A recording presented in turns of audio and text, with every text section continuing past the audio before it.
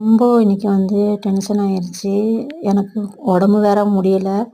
காய்கறி வாங்கியே ஆகணும். எங்க ஏரியா மார்க்கெட்ல விலை சொல்லவே வேணாம். நம்மளுக்கெல்லாம் செட்டே ஆகாது.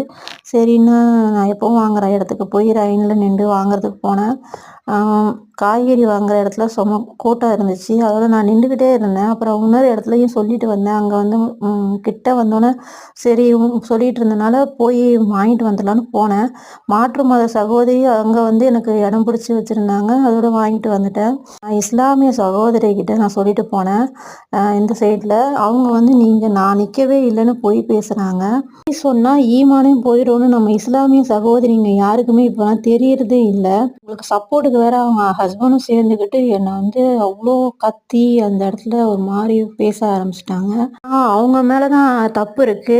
மனசாட்சியை தொட்டு சொல்லுங்க, அல்லாஹ் பார்த்துட்டு இருக்கான்னு பயந்து சொல்லுங்கன்னு கூட சொல்லி பார்த்தேன். அவங்க சொன்னதான் கரெக்டுன்னு அவங்க நின்றாங்க. ஆனா அவங்க போய் பேசினாங்கன்னு அல்லாஹ் ஒருவனுக்கு தெரியும். எனக்கு பின்னாடி உள்ளவங்களும் சொல்லிட்டு போனாங்க. ஆனா அந்த அம்மா போய் பேசுச்சு. சொல்லியுமே இல்லைன்னு அந்த பொம்பளை சொல்லிடுச்சு. ஆளுங்க மாற்று மத சகோதரிங்க கூட பரவாயில்ல. நம்ம இஸ்லாமியத்துல இருந்துகிட்டே இஸ்லாத்துக்கு விரோதமா போய் பேசுறாங்க. மத்தவங்க நம்மளை குறை சொல்றதுக்கு கரெக்டான இடத்துல தான் இருக்காங்க இஸ்லாமிய சகோதரிங்க. இல்மு இல்லாதனால